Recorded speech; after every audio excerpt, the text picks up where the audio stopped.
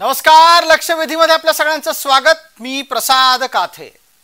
देशभरात लोकसभेच्या निवडणुका आटपल्या आणि देशभरातल्या लोकसभेच्या निवडणुकांच्या नंतर भारतीय जनता पार्टी भलेही बहुमतात आली नसेल, त्यांची आघाडी बहुमत प्राप्त करत झाली आणि पंतप्रधान पदावर तिसऱ्यांदा नरेंद्र मोदी विराजमान झाले।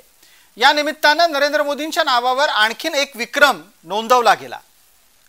ज्यांना सत्तेत यायचं होतं ती काँग्रेस 100चा आकडा सुद्धा गाठू शकली नाही आणि काँग्रेसची संपूर्ण आघाडी ही भारतीय जनता पार्टीच्या एकट्याच्या बळावर निवडून आलेल्या खासदारांपेक्षाही कमी आकडे मिळवती झालेली आहे।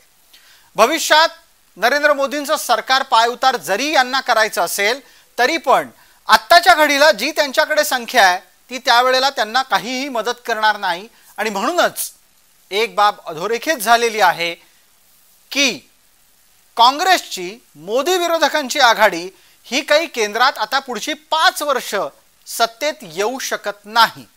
अगदीच काही अघटित घडलं तर कोणी काय सांगावं, पण प्राप्त स्थितीमध्ये तरी राहुल गांधी काही पुढची 5 वर्ष पंतप्रधान होणार नाहीत।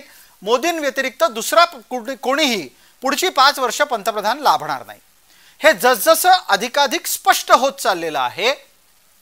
मोदी विरोधकांची अस्वस्थता अधोरेखित झालेली आहे आणि ही केवळ आणि केवळ अस्वस्थता नाहीये, तर त्या अस्वस्थतेला जनतेपर्यंत दुष्प्रचाराच्या माध्यमातून, खोट्या प्रचाराच्या माध्यमातून पोहोचवण्यासाठी जी यंत्रणा कार्यान्वित झालेली आहे त्या यंत्रणेचं सगळं सूतोवाच खरं तर 3 जूनच्या आसपास नवी दिल्लीतल्या एका बैठकीतच ठरलं होतं आणि त्यातला सगळ्यात महत्त्वाचा टप्पा आहे निकालावर अविश्वास व्यक्त करणे।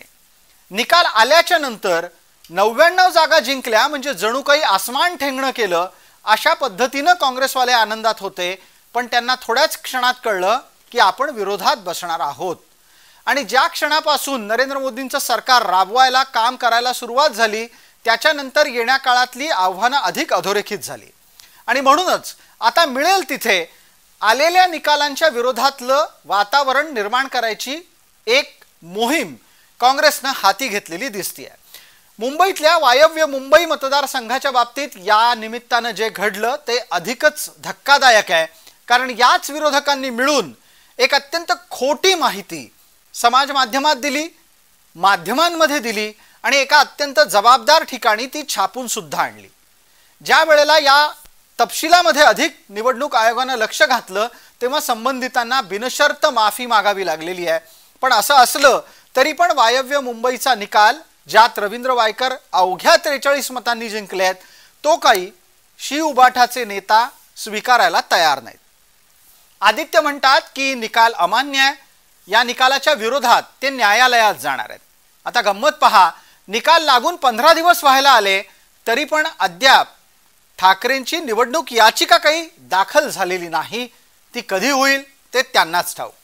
अशा स्थितीमध्ये निवडणूक आयोगाने कठोर भूमिका घेतली आहे। ईव्हीएम कोणत्याही प्रकारे छेडलं जाऊ शकत नाही, ईव्हीएमला मोबाईलद्वारे वापरता येत नाही, ईव्हीएमला इंटरनेट नसतं आणि भारताचं ईव्हीएम हे इलॉन मस्कला ठाऊक असलेल्या ईव्हीएम पेक्षा वेगळं आहे। या सगळ्या गोष्टींचे तपशीलवार खुलासे आयोगाने केलेले आहेत, पण सत्य स्वीकारायचंच नाही या भूमिकेत गेलेल्या काँग्रेसला मात्र आत्ताच्या स्थितीला कोणत्याही परिस्थितीत ईव्हीएमच्या विरोधातली आघाडी कायम ठेवायची आहे। आयोगाने या निमित्ताने एक भूमिका घेत जे वक्तव्य केलं ते आधी आपण चर्चेत पाहू आणि मग आपल्या मान्यवरांकडे चर्चेसाठी वळूयात। दरम्यान जो विषय आहे तो आपल्याला लक्षात घ्यायला हवा, हरल्यानंतरच ईव्हीएम आठवतंय का या निमित्ताने आजची चर्चा आहे।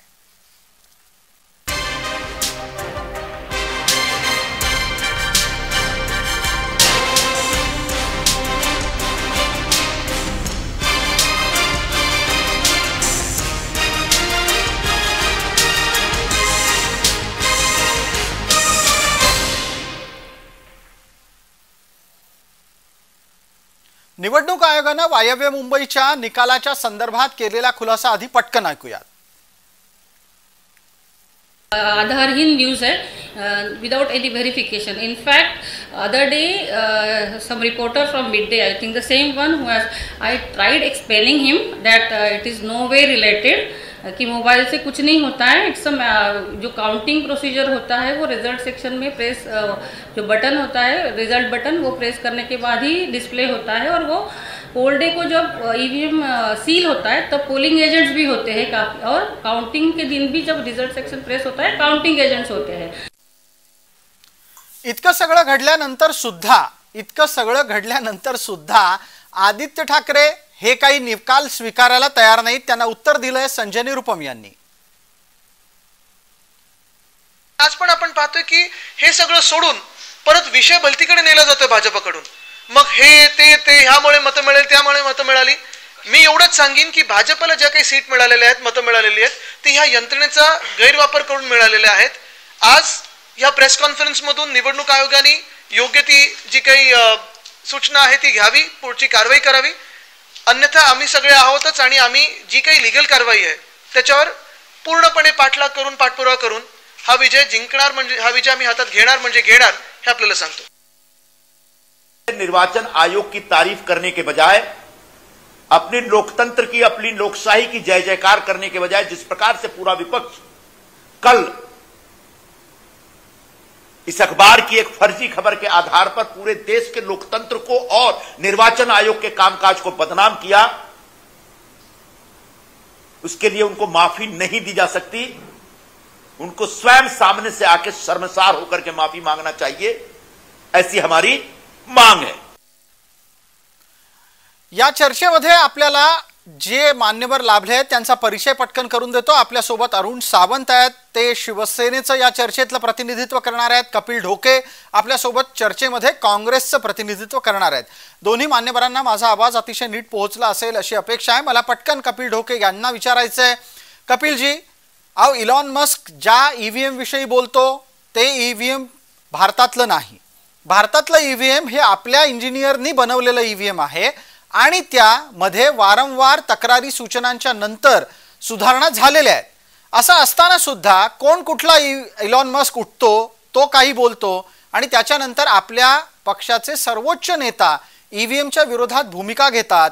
ईव्हीएम हा ब्लॅक बॉक्स आहे, इतकं मोठं विधान करतात. हे सगळं का, कशासाठी? 100% आपण जर पाहिलं असेल तर भारतीय जनता पार्टी ज्या वेळी सत्तेमध्ये येण्यासाठी आटापिटा करते त्यावेळी सातत्यानं ईव्हीएमचा दुरुपयोग ते करतात. ते कधी जास्त करतात, कधी कमी करतात. आणि आपली चर्चा आज ज्या संदर्भानं आपण घडवून आणतोय त्या वायव्य मुंबईच्या निकालाचा संदर्भ घेता आपण सगळ्यात अगोदर लक्षात घेतलं पाहिजे की मुंबईचे शिवसेना उद्धव बाळासाहेब ठाकरे गटाचे उमेदवार अमोल गजानन कीर्तीकर हे सुरुवातीला विजयी घोषित केल्या जातात.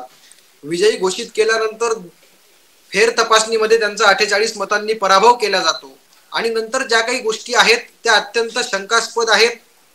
त्या गोष्टी 100% काहीतरी घोळ झाला आहे याला पुरेशा आहेत. त्याचं कारण जर आपण पाहिलं असेल तर जिल्हाधिकाऱ्यांनी वेळोवेळी स्पष्टीकरण देण्याचं अमोल कीर्तीकरांना टाळलं. त्यांनी काही मागण्या निवडणूक आयोगाकडे केल्या होत्या सीसीटीव्ही फुटेजच्या, ते सीसीटीव्ही फुटेज सुद्धा देताना त्यांना टाळलेलं आहे. आणि आपण जर पाहिलं असेल तर मतमोजणीमध्ये सुद्धा 19व्या राऊंड नंतर त्यामध्ये मोठी गडबड झाल्याचं आपल्याला दिसते आणि त्याचं एक समर्पक स्पष्टीकरण त्यातले आरओ जे असतील, असिस्टंट आरओ, आणि ते सगळी लोक देताना दिसत नाही. पण कपिल ढोके, स्थितीमध्ये जी पत्रकार परिषद झाली ती आपण पाहिली असेल. ज्या मॅडम या पत्रकार परिषदेमध्ये निवडणूक निर्णय अधिकारी म्हणून आपल्या समोर बोलताना आपल्याला दिसल्या, त्या महिला अधिकाऱ्यांनी यापूर्वी सुद्धा अनेकदा आमच्याशी चर्चा केलेली आहे. आमच्याशी म्हणजे वैयक्तिकरित्या आमच्या वाहिनीशी नाही, पण माध्यमांना त्यांनी या तुमच्या सगळ्या आक्षेपांबाबत वारंवार सांगितलंय. पण असं असताना जी बातमी छापली गेली त्यात एक अत्यंत हास्यास्पद विधान होतं की टपाली मतदान हे यंत्रावर मोजलं जातं. कोणीही बाळबोध माणूस हे सांगू शकतो की टपाली मतदान यंत्रावर येतच नाही. आता अरुण सावंत, आपण याचा खुलासा करा. तुम्ही अनेक वर्ष निवडणुका लढत आहात, तुम्ही आत्ता शिवसेनेत आहात, यापूर्वी काँग्रेसमध्ये होता. यापूर्वी काँग्रेस हारायची, त्यावेळेला त्यांची काय कारणं असतील ती असतील, पण त्या प्रक्रियेमध्ये सुद्धा तुम्ही टपाली मतदान कधी यंत्रावर आलेलं पाहिलं का? प्रसादजी, मी स्वतः विधानसभा निवडणूक लढलेलो आहे. अगदी A to Z मला या प्रोसेसची माहिती आहे. टपाली मतदान हे सर्वप्रथम उघडलं जातं, लिफाफे उघडले जातात आणि ते पाहिलं जातं त्याच्यात कोणत्या कॅन्डिडेटला किती मतदान झालंय याची नोंद हाताद्वारे केली जाते.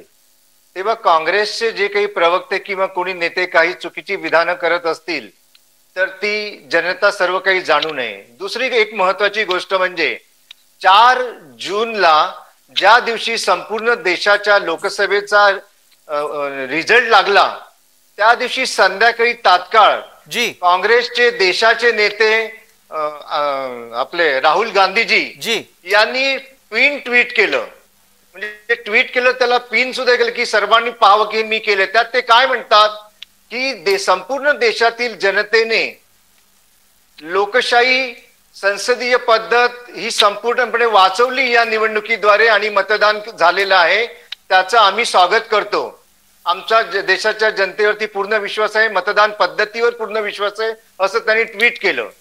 आता काल ही घटना उत्तर पश्चिम मधली खोटे काही ना काही कारण दाखवून पुढे आली. त्याबरोबर लगेच 10 दिवसांच्या फरकाने हेच राहुल गांधीजी असं म्हणायला लागलेत संपूर्ण देशासमोर की देशाच्या या जी ही काही निवडणूक पद्धती, मतदान मोजणी पद्धती याच्यावरती आमचा विश्वास नाही, ही पूर्णपणे चुकीची. म्हणजे त्यांचं जे काही मत आहे ते 10 दिवसात बदललेलं आहे. पहा काय वाटेल ते बोलायचं. जाऊया आता इथला हाच मुद्दा पकडू, पटकन कपिल ढोके यांच्यापर्यंत पोहोचू. कपिलजी, तुमचा नेता एका दिवशी एक भूमिका घेतो आणि दुसऱ्या दिवशी भूमिका बदलतो.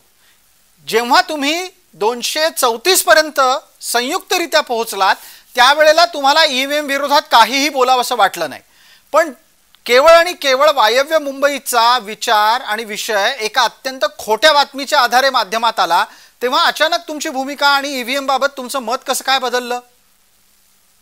मला अजूनही प्रामुख्याने हे सांगायचं आहे की तुम्ही सुद्धा माध्यम जबाबदारीने बोललं पाहिजे. माध्यम ज्यावेळी बोलतात त्यावेळी तुम्ही सुद्धा ती खोटी बातमी किंवा असा काही प्रकार झालाच नाही अशा पद्धतीची भूमिका घेणं हे तुमच्याकडून सुद्धा प्रसादजी या ठिकाणी मला अपेक्षित नाही. दुसरी गोष्ट, राहुलजींनी ज्यावेळी 4 जूनला ट्विट केलं, सगळ्या यंत्रणेचे आभार मानले, त्यावेळी हा वायव्य मुंबईचा प्रकार देशामध्ये व्हायरल झालेला नव्हता. तुम्ही जर पाहिलं असेल तर वायव्य मुंबईचा निकाल हार त्या दिवशी रात्री उशिरापर्यंत सगळ्या घडामोडी सुरू होत्या आणि त्यानंतर 10 दिवसानंतर जे आतमध्ये मोबाईल वापरणाऱ्या त्या गुरव त्याच्यावरती गुन्हा दाखल करण्यात, तो वायकरांचा मेहुणा आहे त्याच्यावरती गुन्हा दाखल करण्यात आला. नंतर हा संशय खऱ्या अर्थानं आणखी बळावला. आणि दुसरी गोष्ट, 19व्या फेरीपासून फेरीपर्यंत 650 मतांचा फरक सरकारी आकडे आणि तिथे घेतलेल्या जे एजंट होते वायकरांच्या, कीर्तिकरांचे जे एजंट त्या ठिकाणी होते त्यामध्ये असलेला फरक हा 650 मतांचा फरक आहे. त्याचं उत्तर सुद्धा निवडणूक आयोग द्यायला तयार नाही. राहुलजींच्या भूमिकेबद्दल जेव्हा सगळं चांगलं असते त्या चांगल्याला चांगलं म्हणणं आणि वाईटाला वाईट म्हणणं ही भूमिका सातत्यानं राहुलजी घेत असतात. ज्यावेळी हा प्रकार सगळ्या देशामध्ये उघडकीस आला आणि हा सगळ्यांपर्यंत पोहोचला की कुठेतरी गडबड झाली आहे आणि होऊ शकते, तुम्ही का मान्य करत नाही? कपिलजी हे बघा, गडबड होऊ शकते का याचं उत्तर कायम आयुष्यभर हो असंच असणार आहे. तुम्हाला भूतकाळात सुद्धा अनेक प्रकारे अशा प्रकारच्या आक्षेपांना समोर घेऊन चर्चा झालेली दिसेलच, ती कोणीही नाकारणार नाही. म्हणून तर निवडणूक याचिका प्रत्येक निकालानंतर अनेकदा दाखल होत असतात. आता दुसरा मुद्दा, तुम्ही थोड्या वेळापूर्वी कपिलजी असं म्हणालात की ती बातमी खोटी आहे, ही भूमिका आम्ही घेणं बरोबर नाही.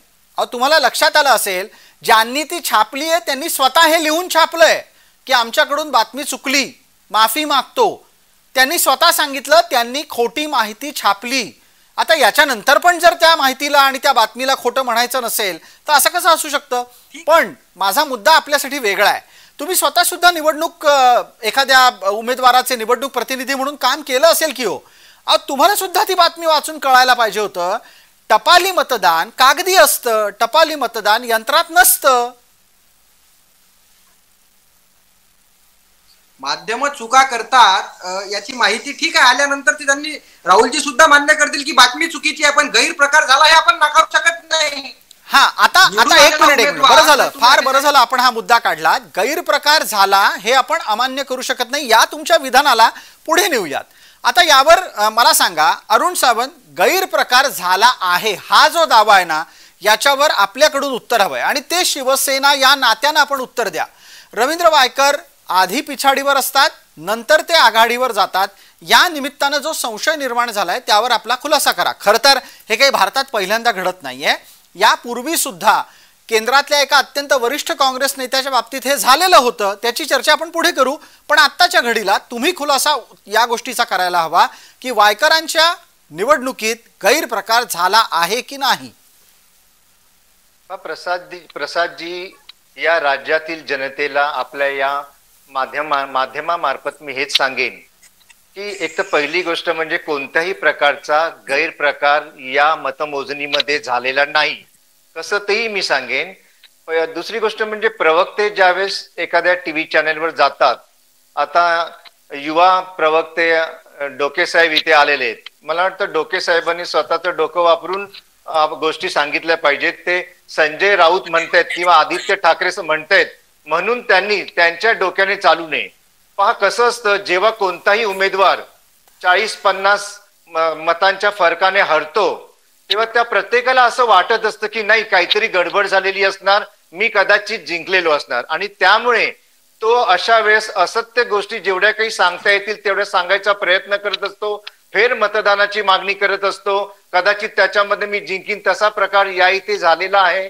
आणि ज्या वेळेस पुनश्च एकदा ती जी काही मतदानाचं जे काय होतं त्यांनी फेर तपासणी केली त्यावेळेस त्याच्यामध्ये हे आढळलं की मतदान ज्यावेळेस एका मताने ज्यावेळेस सुरुवात होती त्यांना हे कळलं की जे टपालाचे जे आहे ते याच्यात धरलं गेले नाही. मतमोजणी झाली परंतु ती धरली गेली नाही. आणि ती जेव्हा फेर तपासणी त्याची झाली त्यावेळेस 48 मतांनी वायकर हे पुढे आहेत हे कळलं. आणि शेवटी मग जेव्हा आरोने रिझल्ट जाहीर केला, प्रमाणपत्र दिलं, त्यावेळेस खरं म्हणजे हा निकाल जाहीर झाला असं समजलं जातं. परंतु काही जे आपले कार्यकर्ते असतात, पाठराखे असतात, ते अति उत्साहात असतात आणि ते अगोदरच ढोल ताशा गुलाल उधळायला लागतात आणि जनतेमध्ये असा समज जातो की अरे कीर्तिकर जे होते, अमोल कीर्तिकर ते जिंकलेत. हा जो काही अति उत्साह त्यांच्या कार्यकर्त्यांचा होता त्यामुळे हे जनतेमध्ये चुकीचा संदेश गेला. तसंच एका वृत्तपत्राने जे काही सांगितलं त्याच्यामध्ये हा चुकीचा संदेश गेला आणि हे संदेश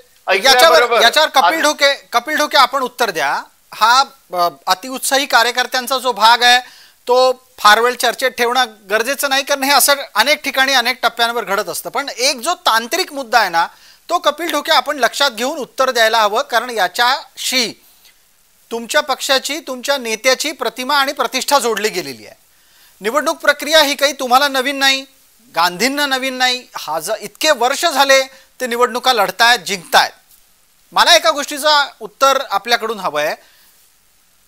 अमोल कीर्तिकर यांना निकाल मान्य नव्हता तर तो त्यांनी निकाल तिथे स्वीकारला आहे का? माहिती घेऊन सांगा. वाटल्यास माहिती नसेल तर आता नाही माहिती असं म्हणू शकता. हे बघा, निकाल मान्य अमोल कीर्तिकरांना नाही असं मी अमोल कीर्तिकरांची बाजू सांगत नाही, पण जो काही गैरप्रकार झाला तो काही महाराष्ट्राला सुद्धा मान्य नाही. आमच्यासारख्या कार्यकर्त्यांना ज्यांच्या डोक्यावर, ज्यांच्या धडावर स्वतःचं डोकं आहे अशा लोकांना तो निकाल बिलकुल मान्य नाही. त्याचे काही कारण आहेत, तसेच संशयास्पद गोष्टी सुद्धा आपण त्या लक्षात घेतल्या पाहिजे. पहिली गोष्ट, ज्यावेळी आमचं अजूनही म्हणणं आहे की 19व्या फेरीपासून 23व्या फेरीपर्यंत ही गडबड झालेली आहे. दुसरी गोष्ट, पोस्टल मतदानांमध्ये सुद्धा ती गडबड झाल्याचं आपल्याला दिसते आहे. मग आता सीसीटीव्ही फुटेज मागितलेलं आहे. सीसीटीव्ही फुटेज द्यायसाठी आधी 2-3 दिवस त्रास दिला, 2-3 दिवसाचा वेळ काढून दिला आणि 2 दिवसानंतर निवडणूक आयोगाच्या निर्देशानुसार ते देण्यात येत नाही अशा पद्धतीचं उदाहरण दिलं गेलं. सावंतजी, मला कंप्लीट करू द्या सर. ऐका जरा कपिलजी, सीसीटीव्ही फुटेज हा काय पोरखेळ नाहीये की कोणी मागितलं. आदित्य ठाकरे आला, आदित्य ठाकरे संजय राऊत आले, संजय राऊत. ऐका एक मिनिट, जर का कोर्टाने विशिष्ट प्रकारच्या नियमावलीमध्ये हे मागितलं तर इलेक्शनचे जे काही अधिकारी असतात, आरओ असतात, त्यांना ते देणं भाग असतं. परंतु नुसतं कोणी आला आणि आम्हाला सीसीटीव्ही फुटेज द्या म्हटलं तर ते कुणालाही दिलं जात नाही. मग तो किती मोठा अधिकारी असो किंवा नेता असो, कोर्ट ज्यावेळेस चांगल्या पद्धतीने निवडणूक आयोगाची भूमिका मांडताय सावंत साहेब, दिले जातात त्याच्याशिवाय सीसीटीव्ही फुटेज कुणालाही दिलं नाही. उगीच तुम्ही चुकीची वक्तव्य करून जनतेला चुकीची माहिती देऊ नका. आपण जे एकनाथ शिंदेच्या याच्या खाली म्हणजे तुम्ही सुद्धा मला आठवते की सुरुवातीचा 1 महिना मी तुमच्या सोबत काम केलंय आणि 1 महिन्यानंतर तुम्ही शिवसेनेत गेलात. आपण आता आपली जरा जम्बलिंग होते. आपण शिंदे सेनेसोबतच निवडणूक आयोगाचे सुद्धा प्रवक्ते असल्यासारखं स्पष्टीकरण देत आहात. आपण सगळ्यात अगोदर लक्षात घेतलं पाहिजे. कपिल ढोके एकच मिनिट. हा असा आक्षेप करणं बरोबर नाही. याच्यासाठी अरुण सावंतांनी चर्चेच्या सुरुवातीलाच सांगितलं की ते स्वतः विधानसभेची निवडणूक लढलेले आहेत. तुम्ही लढला आहात का निवडणूक? तुम्ही निवडणूक लढला असाल तर तुम्हाला पण प्रक्रिया माहीत पाहिजे ना. त्यांनी केवळ आणि केवळ प्रक्रिया सांगितली. कोर्ट ज्या वेळेला सीसीटीव्ही मागतं तेव्हाच सीसीटीव्ही उपलब्ध करून दिला जातो. बोला कपिलजी बोला. म्हणतात कोणी जो माणूस निवडणूक हरलाय, जो माणूस निवडणूक लढलेला आहे त्याला जर भेटत नसेल तर मग आयोगाचं सुद्धा कुठे चुकते याच्यावर आपल्याला विचार मंथन करावं लागेल. आणि कसं काय म्हणू शकता तुम्ही की त्याला भेटू शकत नाही? सातत्यानं सगळी यंत्रणा ही मुख्यमंत्र्यांच्या दबावाखाली आहे. कुठल्याही परिस्थितीत मुंबईतली एखादी जागा आपल्याला पाहिजे आहे म्हणून कीर्तीकरांचा विजय झाला पाहिजे. आणि अनेक ठिकाणी उदाहरण आहेत महाराष्ट्रात की मुख्यमंत्र्यांच्या केंद्रीय गृहमंत्र्यांच्या दबावाखाली अनेक कलेक्टरला फोन आले.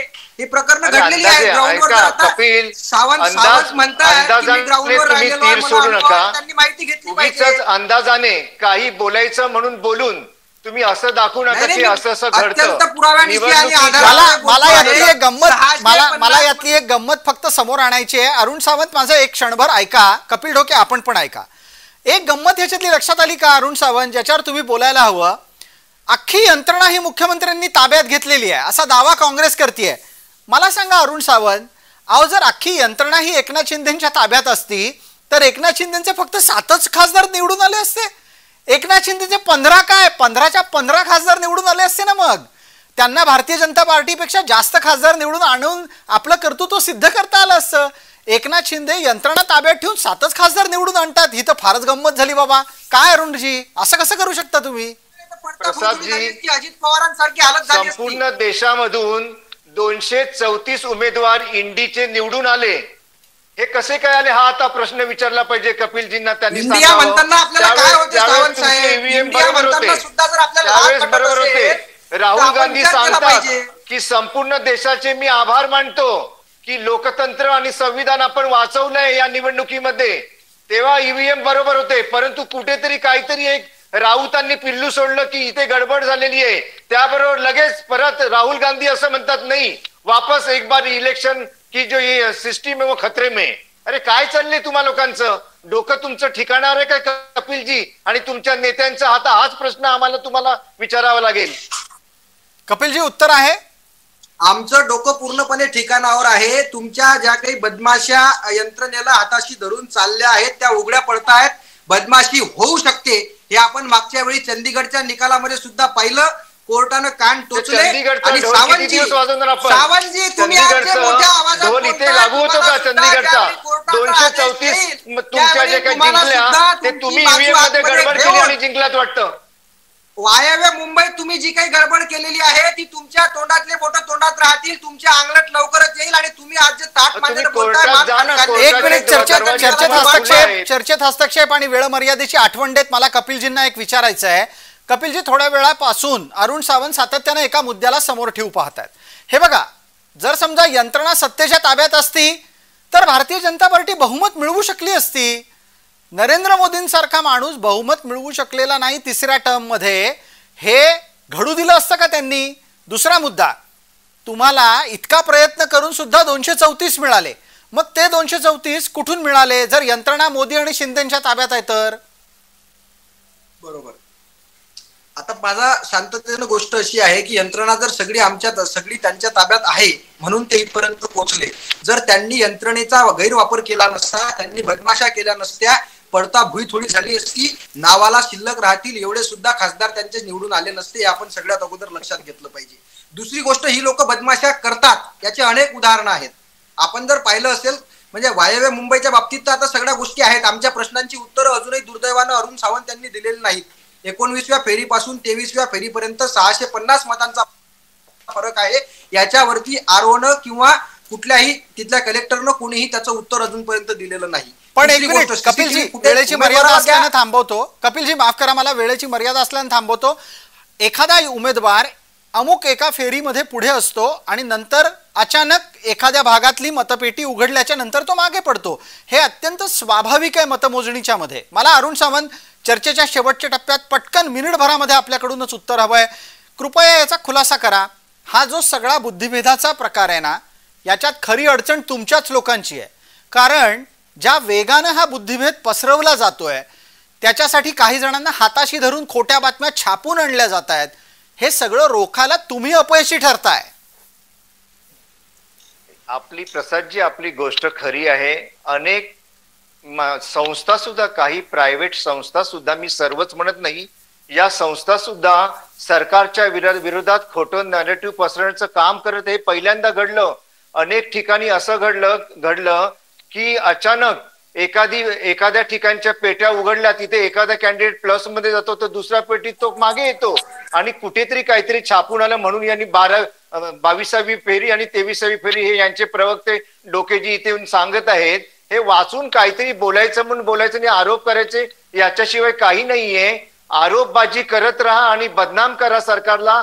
येणारं विधानसभा निवडणूक येईपर्यंत हा आता नवीन फॉर्म्युला या राज्यामध्ये सुरू झालेला आहे, एवढं मी ठामपणे सांगू शकेन. ठीक आहे. खरं तर जबाबदारी सत्ताधारी गटाचे प्रतिनिधी या नात्यानं तुमची आहे. तुम्हाला हा प्रचार रोखताना आत्ता तरी अपयश येत आहे आणि म्हणूनच विरोधकांचं फावतंय हे मी इथे जरूर नमूद करेन. आपण दोन्ही मान्यवर चर्चेत सहभागी झालात त्याबद्दल आपले मनपूर्वक आभार. लक्षवेधीच्या या चर्चेमध्ये तुर्तास इतकंच. सर्व प्रेक्षकांना जय महाराष्ट्र.